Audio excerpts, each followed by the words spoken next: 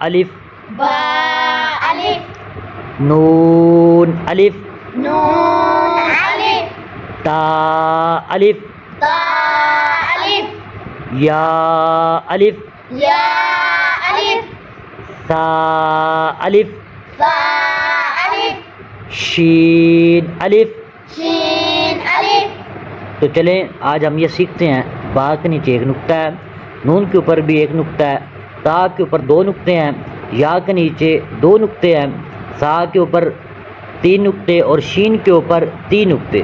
اب ان میں فرق کیسے کریں گے؟ تو اب یاد رکھیے گا، یہ جو با ہے نا، با کے نیچے ایک نقطہ ہوتا ہے، نیچے ہوگا، اور جو نون ہوگا نا، نون کے اندر ایک نقطہ ہوگا، اور تا کے اوپر بھی دو نقطے ہوتے ہیں، اور یا والا بھی یہی معاملہ ہے، ادھر بھی دو نقطے ہیں.